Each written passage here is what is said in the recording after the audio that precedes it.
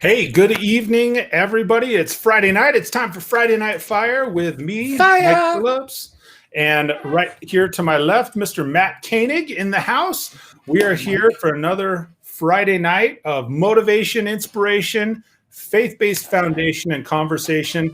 And tonight we're talking a really serious subject, something that I think is affecting a lot of people, not just Americans, but a lot of people worldwide right now with some of the things that have taken place in 2020. We're talking about mental health and mental health issues. And we're going to, just as we're laying the foundation here tonight, let me go back over here to the chat. So good evening to anybody who's watching live. Demo Plane Greater, he says, Fire forgot to turn off his stove. Gotta love the comments that we get on this show. It makes me so happy. Yeah, me too. Hey, good evening, Weldon. What's up, man? So, woo-woo. What's up, Weldon? Whitehurst in the house.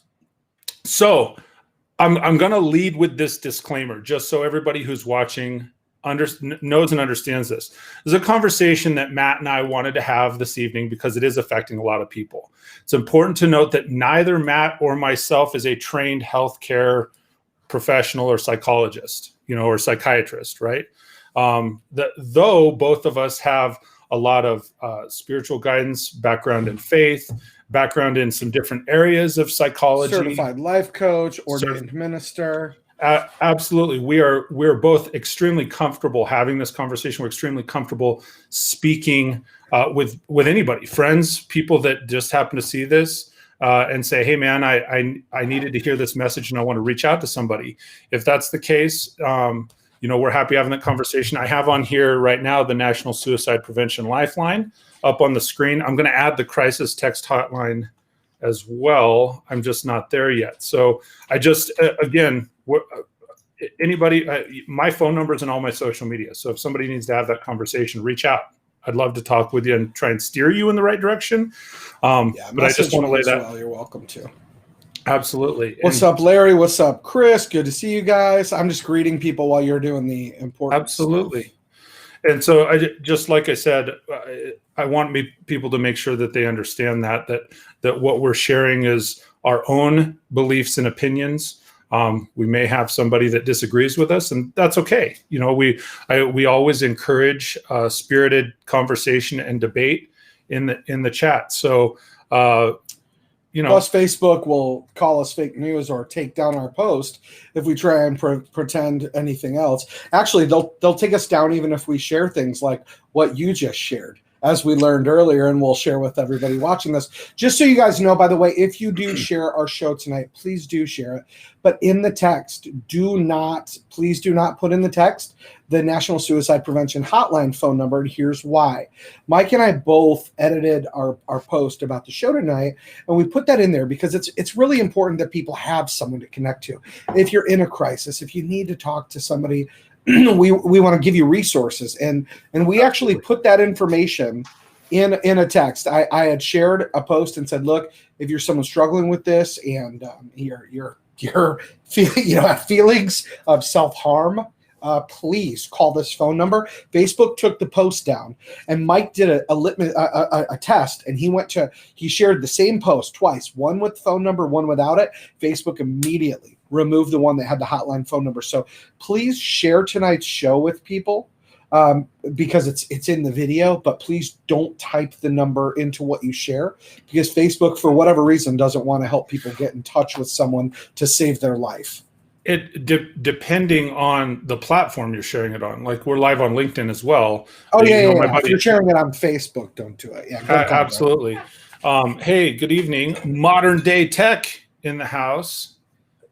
What's up? Why would they do that? We don't know, but my best guess is because they suck. So here's the thing: we did an A/B test. So I have screenshots: A with phone number, B without phone number. Both times that we shared it with the suicide prevention phone number, it was removed. The time that we shared it, both times we shared it without the phone number, it lives on. And so you might be watching us on Facebook doing that right now. And so that's why Matt's advising, hey, look, if you share it, don't share the number in the text. We'll have it on the screen most of the night probably.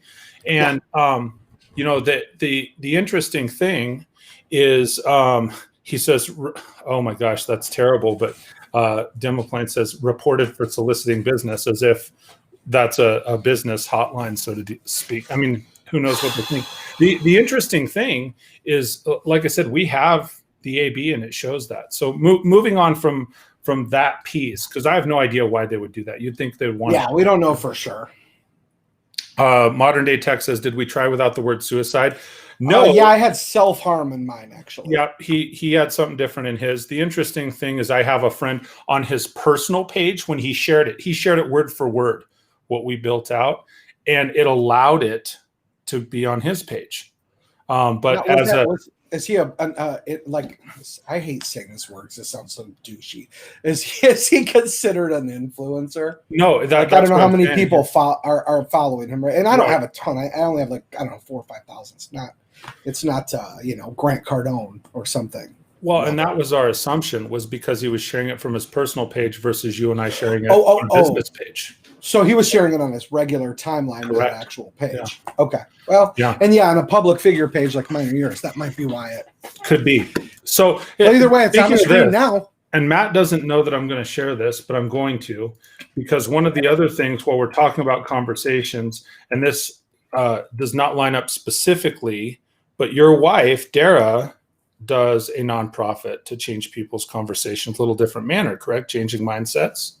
Yeah, she helps. What she does is helps displaced women. So if a woman, let's say, a woman went through a rough time, maybe she went through a divorce, right? And her husband was the breadwinner, took care of everything, and she doesn't have any work experience, and now she's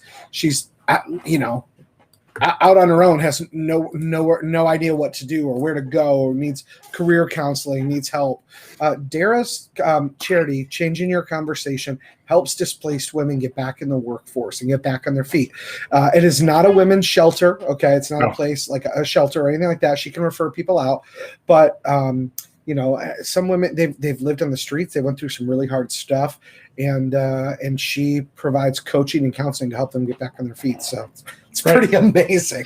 Amazing. So again, little different view. As we're starting this, we're starting with a really serious view, and this is a very serious thing. But on the lighter and more positive side, a different, changingyourconversation.com. And so we're not here to just talk about these different things. We're here to actually talk about and have a conversation on mental health. So both of us come from the school. We talk about positive mindset, positivity, and so forth. And one of the things I wanted to, as I was researching on mental health, one of the things that mental health specifically talks about, it says it's emotional, psychological, and social well-being. Our mental health affects how we think, feel, and act, right? So our responses, how we handle stress, how we relate to other people, how we make choices. And then throughout the course, for anybody here, throughout the course of your life, your mental health on all these different stages of your life is going to affect the decisions you make, and potentially can affect outcomes. And so, as we're talking about this, there's so many different factors that contribute. Mental health, it contributes to both the positive side of things, the positive mindset. And I know we started off the conversation here tonight a little bit ominous. Heavy. It's a heavier subject. Interesting that you share the word heavy, because that's something like when people start talking on the negative side of, for lack of a better term, mental health, like when people feel depressed, it's because it affects us physically. And those are even terms. They say, oh, I feel heavy, I feel burdened, right? It affects that physical, the weight, way people respond. So, we led with one question tonight that we said, hey, how do you talk about things like depression, right? Because sometimes just bringing up the word, that carries a certain stigma. Just talking about suicide or talking about depression or talking about guilt, that carries. Most people don't. That's why most people don't talk about it. Let's not kid ourselves.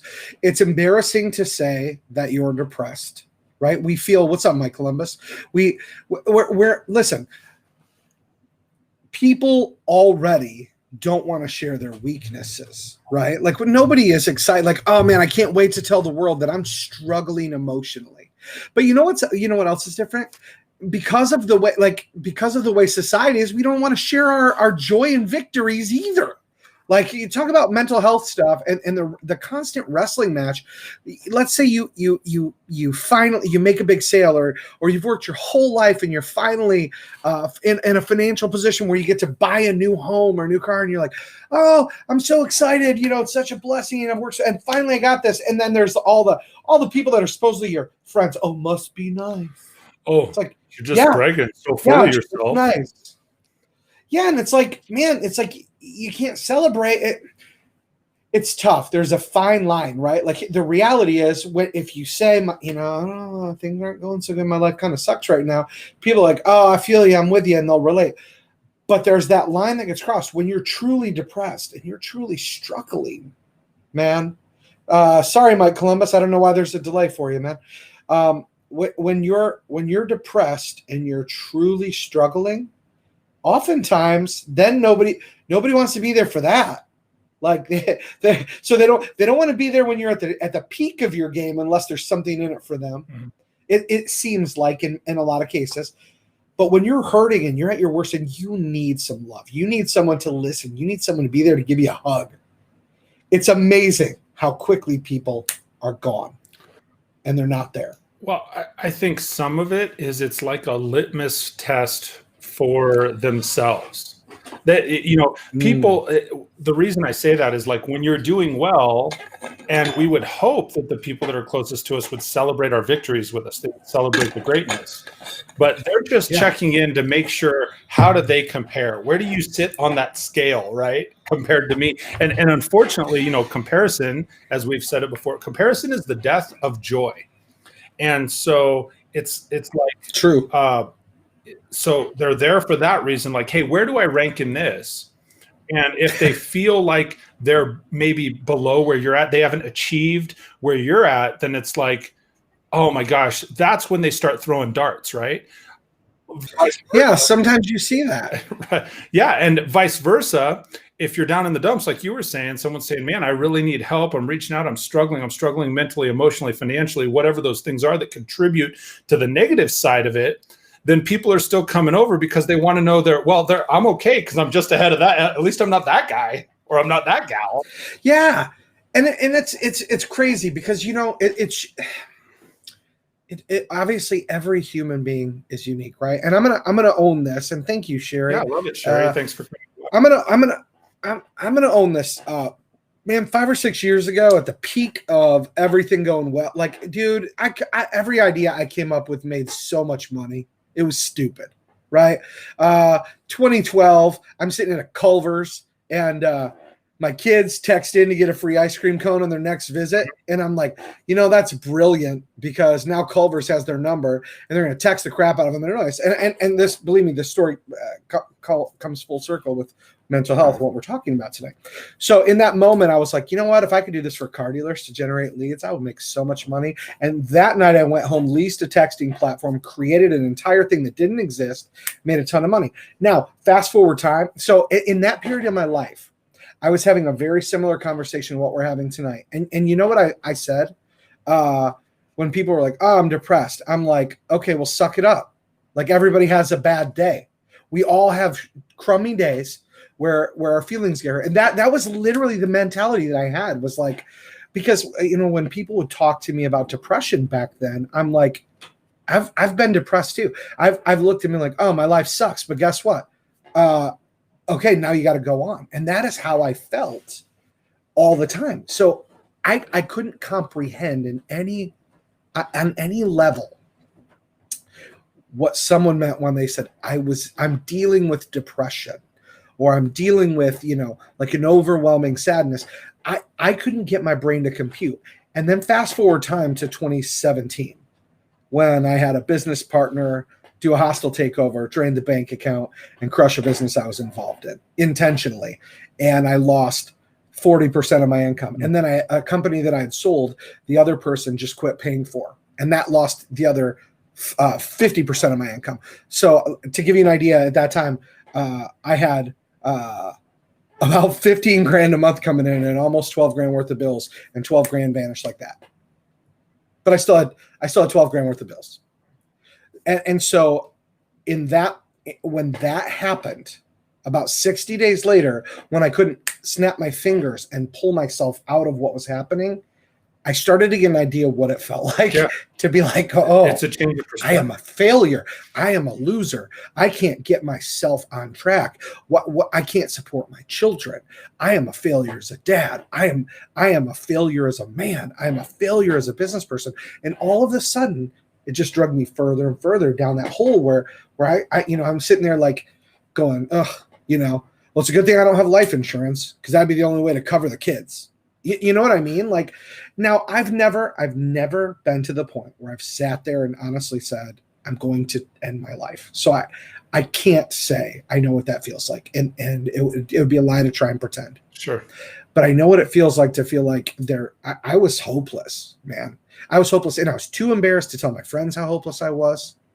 I mean, there was nobody I wanted to tell because I was so embarrassed of what they might think of me. This guy who they're coming to hear speak, who was crushing everything he touches, all of a sudden just got crushed. And I was like, everything that I put my value in, I'm like, I have no value to people anymore. In this moment, I've lost all my value. And it's because I put my value in the wrong place. Well, and then it creates so much weight, like we were saying a minute ago. It creates so much. Here's an interesting thing. One of the things I picked up on what you said, and I've had this conversation with salespeople that have worked for me for over the years. And Mike Columbus shared a comment here. I want to bring this up. So Mike, I'll bring that in here in just 1 second, because it's really good. To finish the thought on what Matt was saying, when he said, I was saying to myself, one of the things that we do that destroys our mental health is our self-talk. And I've said this to salespeople, when things start going bad, we say worse things to ourselves than we would ever allow somebody else to say to us. But then we start to put more weight in the outside influence. But those outside influences, if they were to say those same things to us, you'd punch them in the nose. Yeah. Oh, absolutely. Yeah, it's okay for us to talk to ourselves that way. How does that make any sense? So you got to change the internal dialogue. You got to change the internal conversation. To bring up what Mike Columbus shared here, and he says, when I was struggling and at my worst, when I was asked how I was doing, I would say, okay. We all do that, especially as men, and not to exclude the women.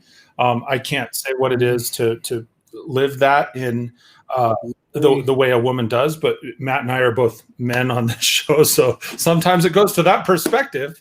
But what you said is so common, because that's what we're taught, dude. Especially those of us in sales. It's to suck it up, man. Dude, even Zig Ziglar, who was a God-fearing man who said a lot of beautiful and wonderful things that pointed people to God. Zig Ziglar said, when people ask how you're doing, you say, great, excellent, amazing. Unbelievable. Said, even if you're having unbelievable, from Yazoo, Mississippi. But he said, even if you're feeling horrible, you say it because you're telling the truth in advance, because you're going to feel good again. The problem is, if you don't really at the core understand what he's saying, which is the rain falls on everybody, the sun's going to come back out. If you just take it at face value, it sounds like fake it till you make it. Absolutely. And the problem with that is when you fake it, you feel like a fraud, because you are one.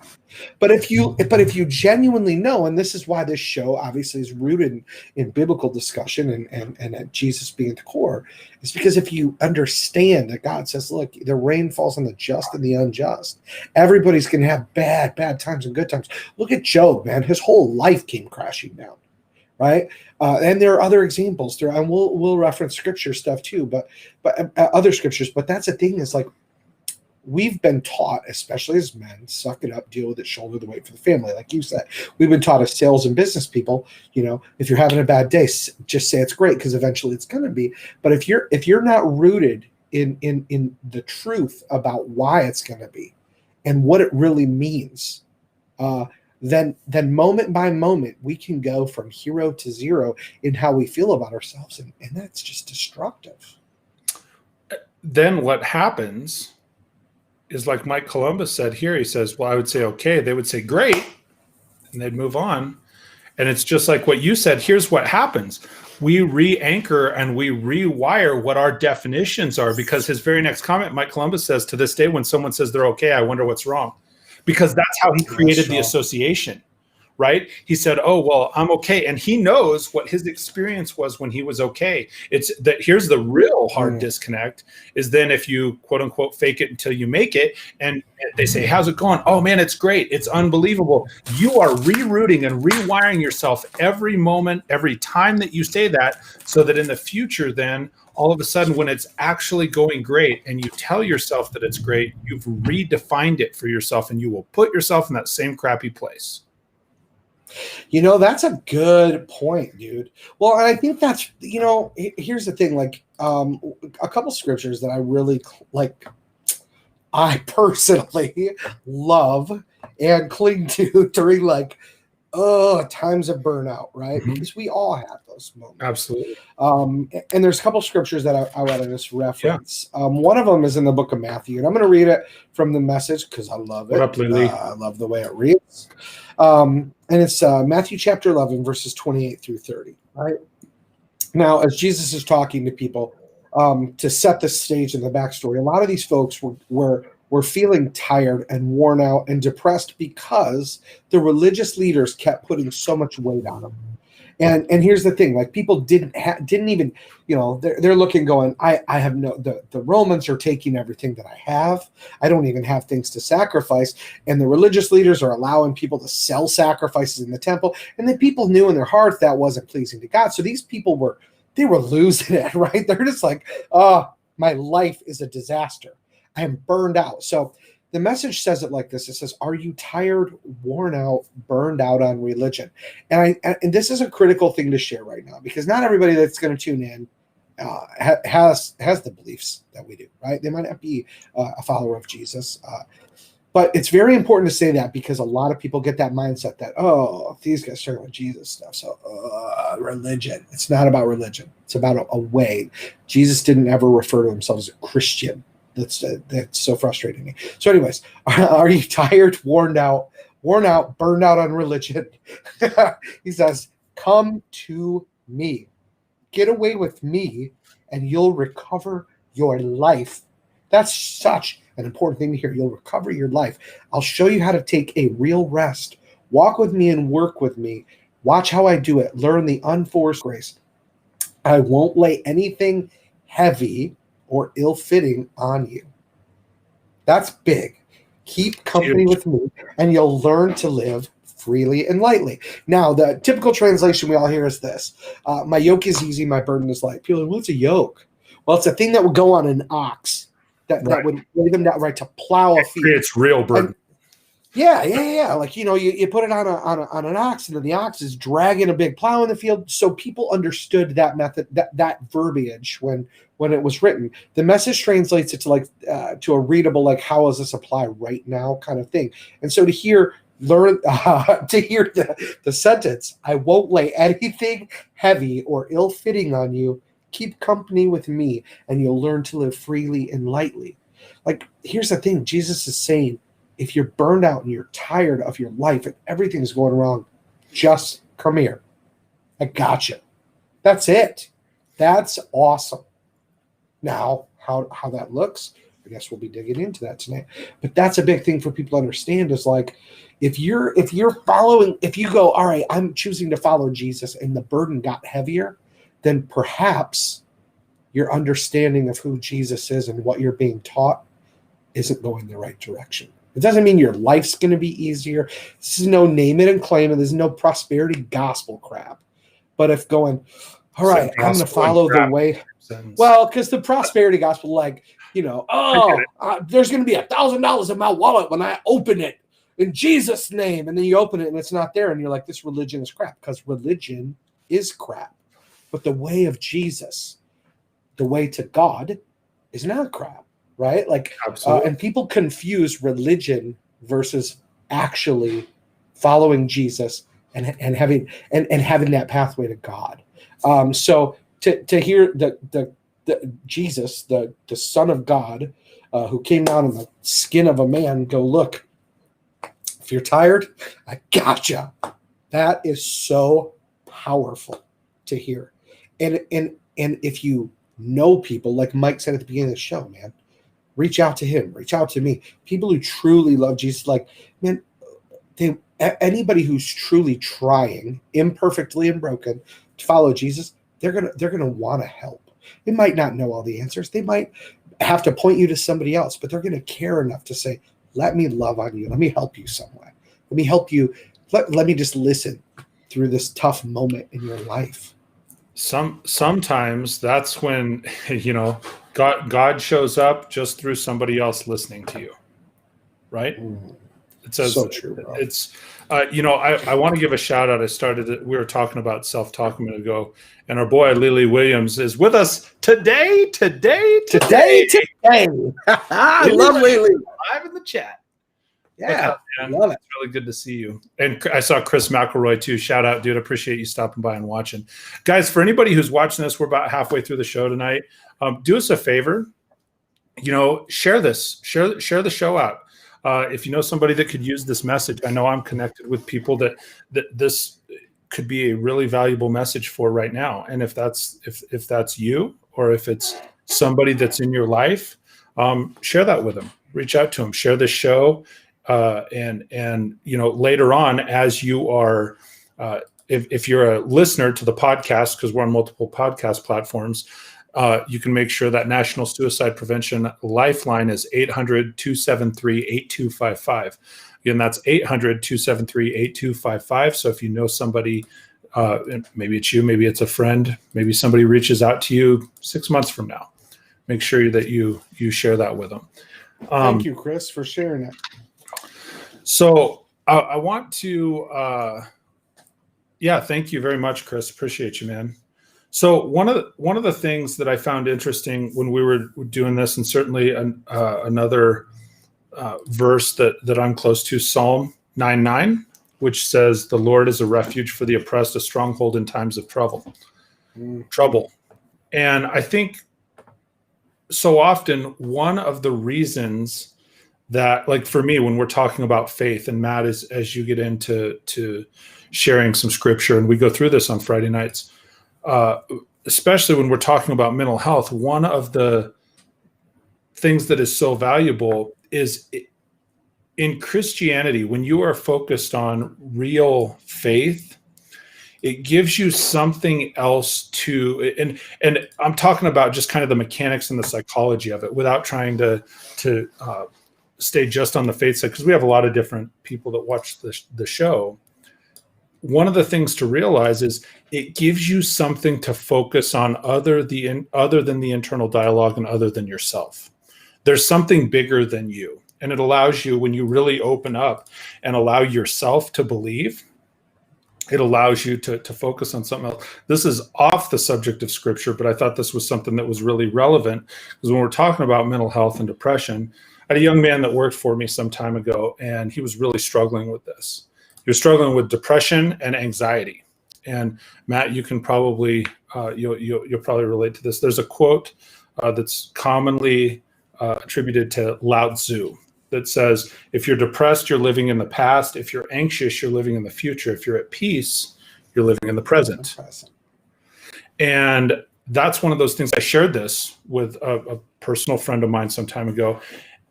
Then I really started to dissect it, and it's like, okay, well, if you're depressed, you're living in the past, because we were talking about that self-talk. You were even talking a little bit ago when you were saying, oh, these people are supposed to be looking to me. And I have been that guy.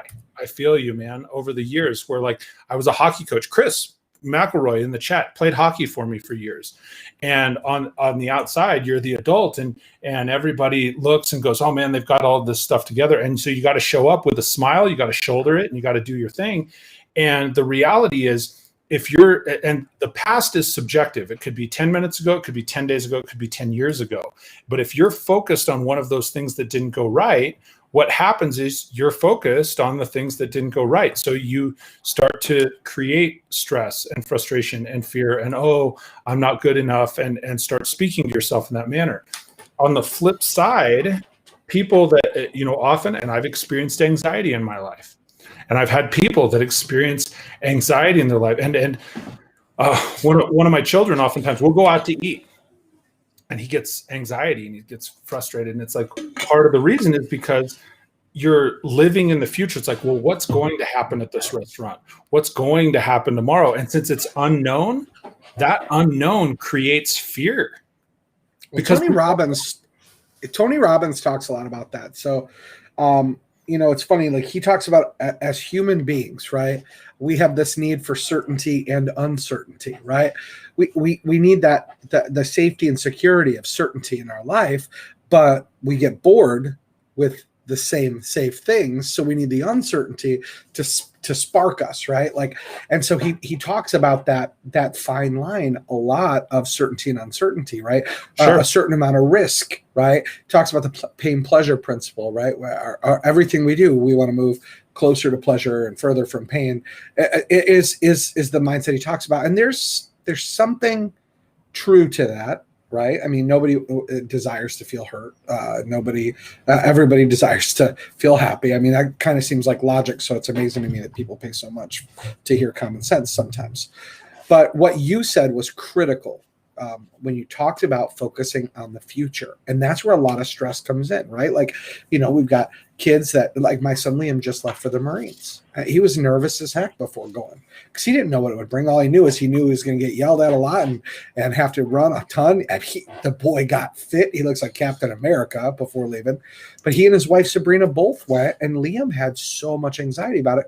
Like for a while, because he was just like, I was like, how are you doing? He's like, to be honest, I'm really freaking out, nervous. He's like, it's like this is like my future, and so it's kind of crazy. It's different than waking up and knowing you're gonna go deliver pizzas at Hungry Howie's, and then you're gonna go kick it with your homies later and play Xbox, right? So it brought him some anxiety and some stress. But what you said, the Bible literally talks about, and in Matthew 6 verse 34, it says, don't worry about tomorrow, for tomorrow will bring its own worries. Today's trouble is enough for today. And my grandma used to always say, because I, as a kid, every time she'd be like, we'll do this, but what about, right? Dumpling says, Asiago crust. I prefer the garlic butter, but my grandma used to always say, Matthew, stop borrowing trouble. And I'm like, what is she talking about? She was like, dude, like she was my hero. But like all the time, she'd be like, stop borrowing trouble. Just deal with today. And literally, this is obviously where that came from. But don't worry about tomorrow. Tomorrow will bring its own worries. Today's trouble is enough for today. And the reality is, if you just stop and look at what you got going on today, and you take it one day at a time, that doesn't mean don't set goals. It doesn't mean don't have a plan that you want to accomplish for your life. But when it comes to the tough stuff, man, this is the Asiago crust for you. Demi-plane grater. I'm going to give you the Asiago crust. When it comes to the tough stuff, I want to encourage you guys by saying this, and I want to say it in the middle of the show, not the end. The Bible does give us a roadmap for what to do when we start to worry and we start to freak out and we start to get anxiety, stress, and depression. And it's in the book of Philippians. And it says, don't worry about anything. Instead, pray about everything. Tell God what you need and thank him for all he's done. Then, listen to this roadmap, by the way. It doesn't say wait and thank him after you get it. It says, tell God what you need and thank him for all he has done. Like the fact that you're breathing and you're able to pray. And then it says, then you'll experience God's peace. So after you tell God what you need and then thank him, like in the same moment, God, I need your strength right now. Thank you for your strength. Thank you for the strength you're going to give me. Only then will you experience God's peace, which exceeds, and this is what's so hard to grasp, and I get it, but it says, then we'll experience God's peace, which exceeds anything we can understand. So right there, pray about everything. Don't worry, pray. Tell God what you need. Tell him thanks for what he's done. Then you'll experience peace, and none of it's going to make sense to you. That's literally the instruction manual. I'm worried. God, I need you to give me strength. Thank you for the strength. I don't get it, but I'm just going to feel better. That's the instructions. Stop throwing away the instructions and then actually read them, and then the project will get put together correctly. And by the way, it ends by saying his peace will guard your hearts and minds as you live in Christ Jesus. This is big. His peace will guard your hearts. So by following this roadmap in Philippians chapter 4, verses 6 and 7, we're seeing a game plan for how to step out of anxiety. And we're getting a promise that God's peace will guard our heart and mind. And God isn't a promise breaker. And I think that's a very big thing for people to understand. If you don't believe in God, if you don't know Jesus, please pick up a Bible, read the book of Matthew, read Luke. It's really short. He's pretty to the point. If you don't want to read something long, Matthew's really detailed. But just read Matthew, Mark, Luke, and John. Those are the ones that have the red letters in them. Then you can read what Jesus said, and then you can go, wow, I should follow this dude. He's awesome. And in the book of Philippians, this is a letter being written to them. There's a clear roadmap. Don't worry. Pray about everything. Tell God what you need. Tell him thanks. You'll feel peace. You won't understand why, but he'll guard your heart and your mind. That's a strong roadmap. Write it down. Absolutely. Philippians 4, verse 6 and 7. So to tie into that, so my question. I love it. Yeah. That was the first book I read before I became a follower of Jesus, actually. I like knowing the end of the story, so I read Revelation first. I went, holy cow, this is awesome. Now I'll go back and start at the beginning. So one of the things that you hit on, Matt, that Matt keeps hitting on for the people watching or listening, is the fact that you put the weight and you put the burden and you put the focus in someone else. You put it in him rather than in yourself. And so as we're talking about, Sherry said earlier, hey, I'm glad that you're talking about mental health. Part of the discussion, we're kind of in the back half of the show here. Part of the reason we're talking about this is as people are going through a lot. We started in the U.S. and I know we'll have a global audience for this, but based on the U.S. timeline, I know what that is. So whatever it is where you're at, if it's something else, we started mid-March with this pandemic, and then what happens. And this is my take on it. When we're getting into the pandemic portion, what happens is people contract, right? We're told to stay inside, wear masks, do all of these things, follow the government's advice and so forth. And we stop following Jesus's advice and we start following the government's advice. And so we end up inside, we're left to our own devices. And what happens, so one of the struggles, and I don't know the specific numbers, but I know I have heard that suicide is up, depression is up right now. And Matt, you could probably Google the numbers and look at it while we're talking here. But part of the reason is because people end up focused inwardly. And so in depression, we're talking to ourselves about some experience that upset or depressed us. Well, that's really easy to find right now, right? Between pandemic, politics, between wearing a mask, not wearing a mask, between your friends turning their back on you or still being there to support you. It's very easy to find something that is frustrating or upsetting to you, not even to the point of depression, but to the point where you start out thinking, well, this isn't going how I wanted it to. And so what happens is you create this internal dialogue loop. And so that's one of the things that, like, as we're talking about, okay, read the Bible. Pick up a Bible and read it. Why? Joey. Because a lot of people don't know the Bible well enough to be able to repeat it or refute it. And I know those are two sort of opposite things, but if you want to break your internal dialogue on what you think you know, turn to this. That's read one. The letters in red. Yeah. Just start with those. Just start with the red letters, right? They're easy to find. But what happens, and this was what I started saying kind of early on at the beginning of the show, Hey, good morning or good evening. I was going to say good morning. Good evening, Joey. Says Grace. Hello. It's somewhere. But hey. So what happens with this internal dialogue is we start saying that, and it creates an actual physical response in us. That's where the weight and burden and frustration comes from, i.e., we feel weighed down, we feel heavy. And so, just my opinion, this is one guy's opinion, but from what I've studied and the experiences that I've had, and I've had a lot of people come to me over the years just based on my past, what I've done, coaching, personal coaching, youth athletic coaching, and so forth. I've had a lot of people that they end up coming and seeking advice. And it's like that third party credibility advice, right? And in my study, my opinion, what happens is when we start to get depressed, then we start to create an image that we can kinesthetically, i.e., touch, feel, associate with. And so by doing that, it's almost hypnosis for ourselves. And that's how we get into that loop, is because that's what we're focused on. So literally, you can change your perspective. You can change your mind's eye in an instant, right?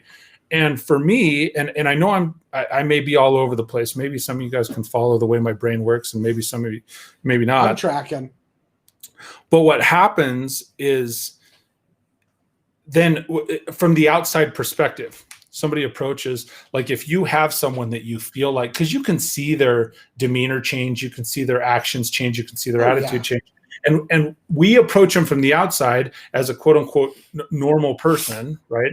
Believe me, I'm far from normal, but let's say, that normal person approaches them and they say, well, gosh, what's bothering you?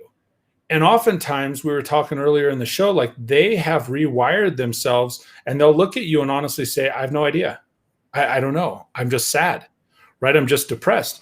And it's because of that inward focus. And I know I've said it several times on the show, but it's really easy to break that. It really is. And so I don't know how easy it is, dude. I used to think it was, say daily affirmations, read the Bible daily. I used to say it's easy to break it. Here's what I'll say now. You can break it. That's a better choice of words. But I don't think it's easy. Looking at you had brought up COVID stuff and or suicide and depression this year. Just during the month of June,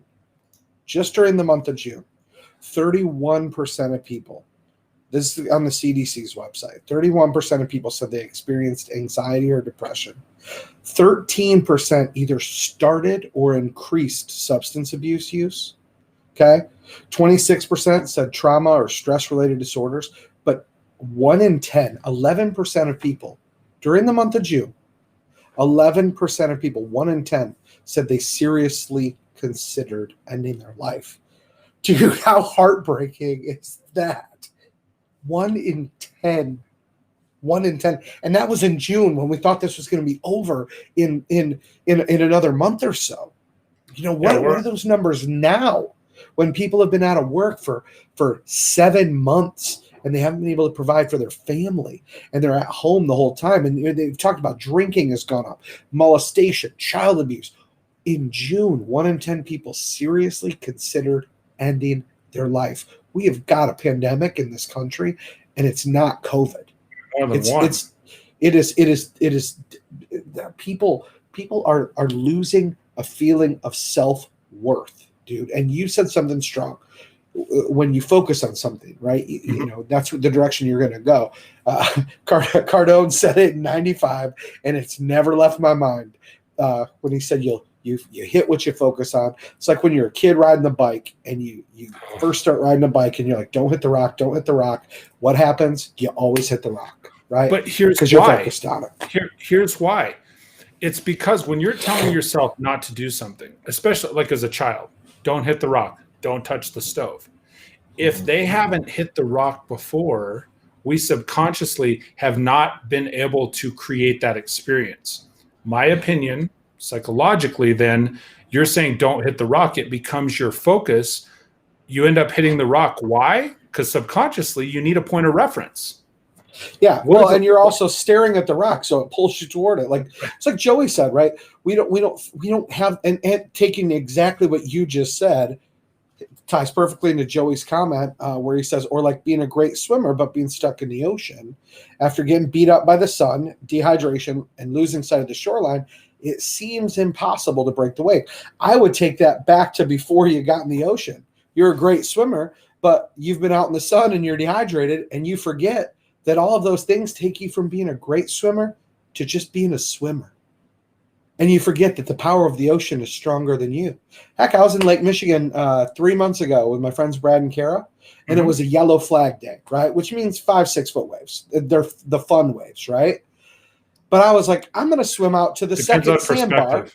Yeah, I thought it was a blast. And I'm like, I'm going to swim to the second sandbar because I am a good swimmer. I was on the swim team. Don't let the round body fool you. I was also a diver. It was less rounded. Listen, as I get older, I'm more buoyant now anyway. Well, bro, today 2.6 miles in the rain. Yesterday, 3.5 miles in the not rain. I'm working on it, but I'm like, I'm going to swim to the sandbar. And so I swim and I swim and I swim and I get out about another 40 yards and I go, well, this was dumb.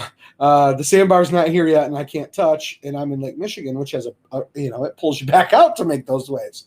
Mm-hmm. So I start swimming towards shore, only to realize I'm not moving. I'm just swimming, and the shore's not getting any closer. And then I was like, the number one rule, you stay calm. Number two, you go sideways. So I had to calmly change direction and start going sideways toward the shore.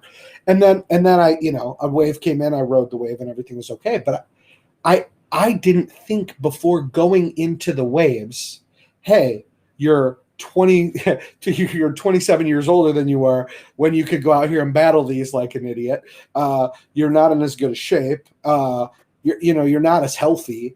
And you haven't been in Lake Michigan in a decade at a minimum, Matt.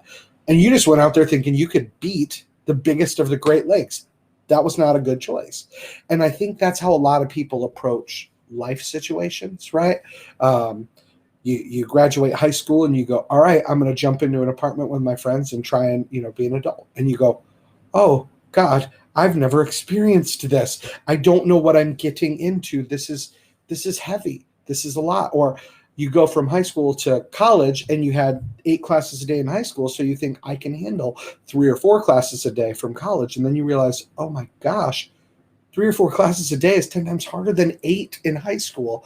And it makes sense why so many young people especially are getting bombarded with anxiety, stress, depression, because they're going in the ocean, but they've never swam in that part before. So we're not preparing them well as parents, as educators. We're not preparing people well for the world they're going into, and then add a global pandemic to it, and now they're even more stressed and freaked out.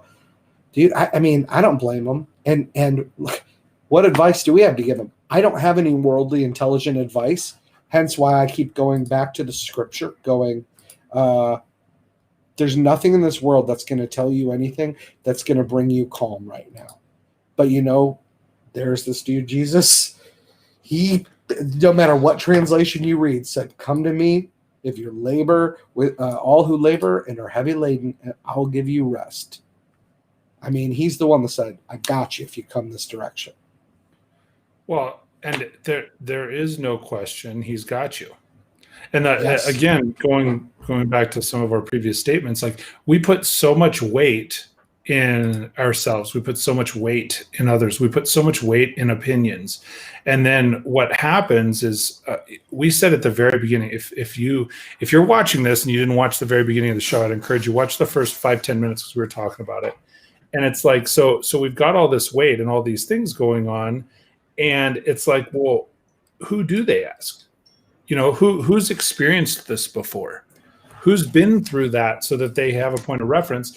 And heaven forbid that one of these young people says, hey, I have a problem. What's normally the knee-jerk response from many adults, right? Educators, parents, whatever. Like we've been through those battles with our kids. So you look at them and go, come on, man, suck it up. You'll be all right. Well, the reason they were all right when they were 8 years old is because you were there to help shoulder that burden for them. The reason they're not all right when they're 28 years old is because they haven't learned that themselves, or 18 or whatever. I picked 28, but like they're accustomed to, and so like you're saying, these high school age students, college age students, young adults, 20, 30, even into to 40 years old, I'd still consider a young adult. I'm a young adult. I'm not anymore at 45, but I like to pretend. I like to pretend too. But the thing is, so now we're in this uncharted territory. We've never dealt with anything like that, nothing global like this. We haven't dealt with a political season like this. We haven't dealt in our lifetime with so then the rioting and so forth. And I know I'm totally shifting gears here, but that's an outlet for some people. It's like, okay, I can stay inside and be depressed, or I can go outside and riot and at least get the my frustrations out. Not that what? I don't doubt that a lot of people are doing that, Mike, and I didn't even think of it from that perspective, but, I think people are releasing their pain and their stress in a lot of unhealthy ways.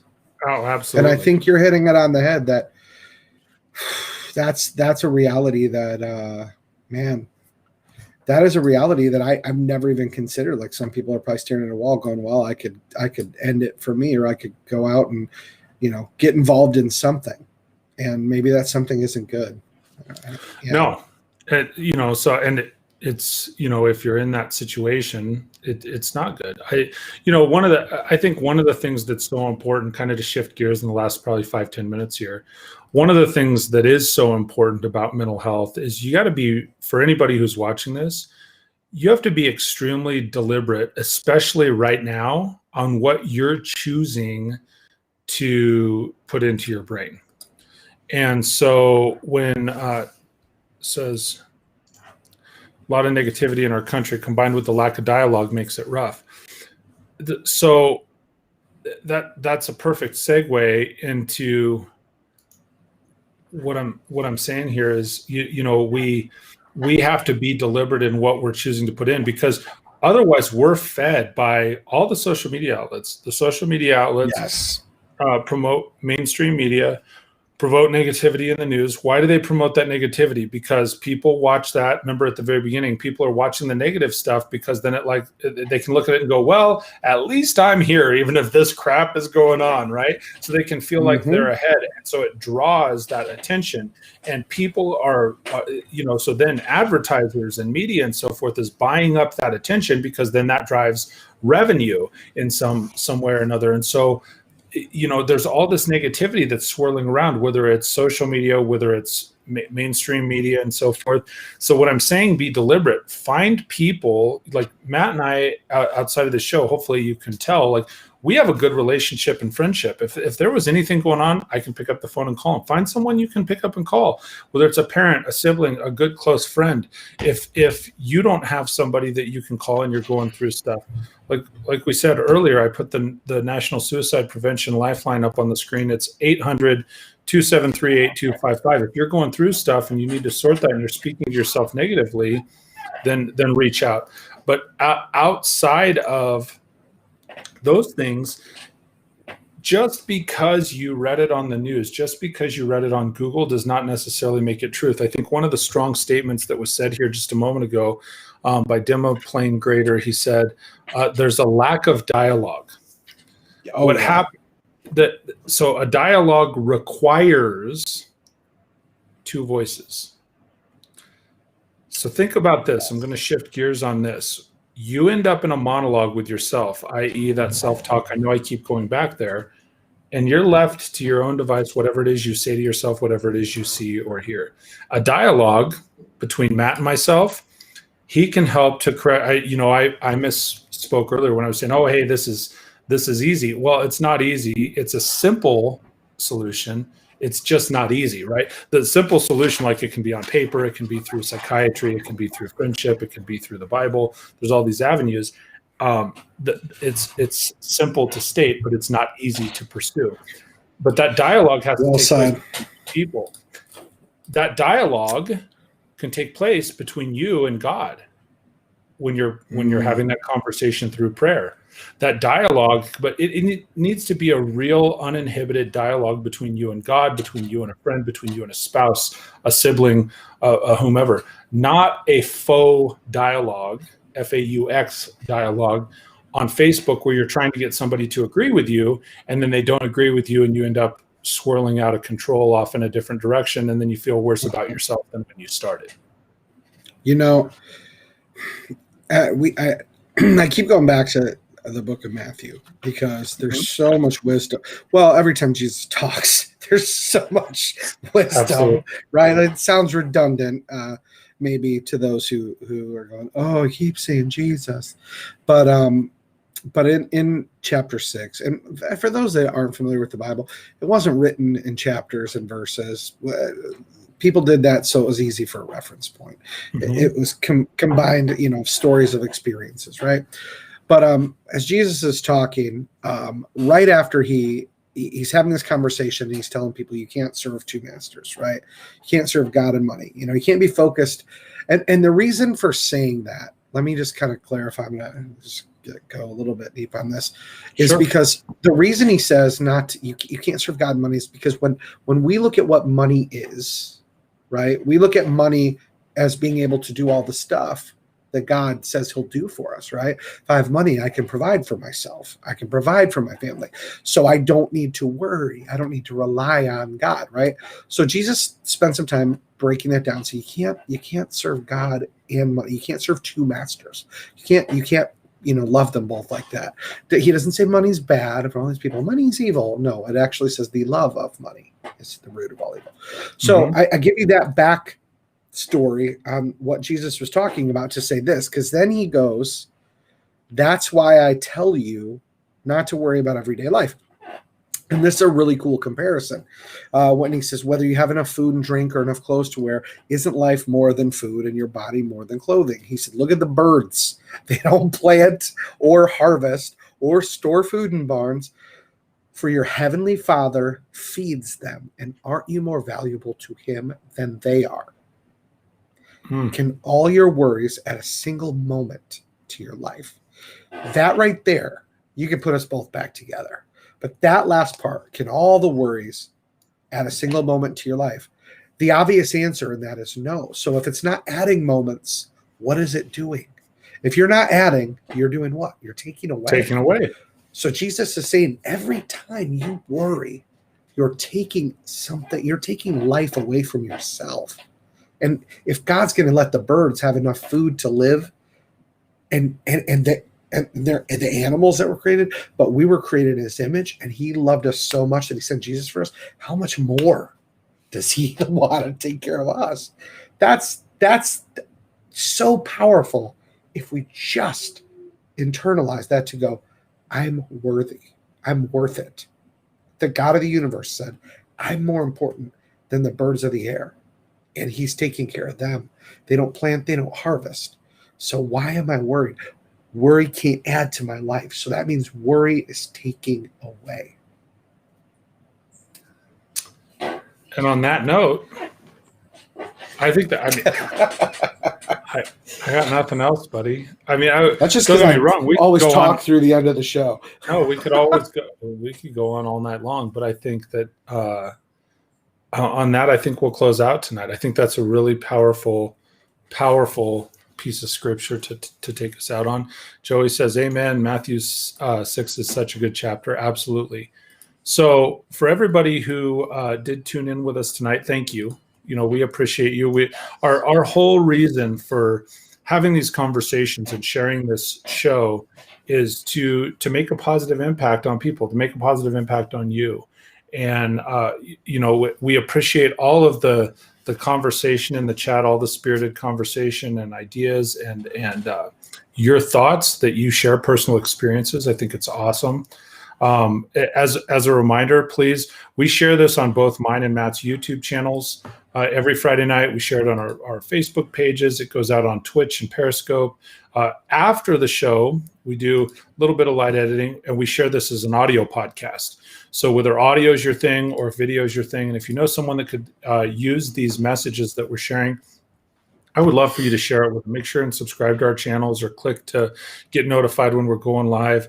If you want to be a part of the conversation, please join us in the chats here. We have the ability here probably in the coming months to have some additional guests. If this is something that really lights your fire and you'd like to have a conversation with us, let's DM one of us and let's have that conversation too. Because it's always good to have other perspectives as well. So you got anything taking us out? No, just last but not least, man. And thank you, Joey, for the comments. And thank you, everybody. You guys, if you're struggling, you just need somebody to reach out and be a friend. Like Mike said, drop one of us a DM. Listen, we're here. And we might not have the answers, but we can point you to some resources at the very least. Also, the best resource is this. And no, I'm not talking about the iPhone, even though I just ordered the iPhone 12 today. I'm talking about the Bible. This is just on my phone version right here. Red letters. This is what they call old school. Oh, wait, I got one of those. Old school version. Right here. Look, there we go. The Jesus-centered Bible. Nice. Look at that. Yes. Love it. So that brings us to a close for another Friday Night Fire. We'll be back here next week. Same bat time, same bat channel. You're cool. That guy's cool. Listen, thanks, Mike. I have to go join Dara and Bella for dinner now. Absolutely, thank you, man. I love you, bro. I appreciate you on all the hard work you put into prepping this show so that we can meet with everybody. So thank you for all that you do, man. Likewise, man. Appreciate you. We'll talk to you soon, everybody.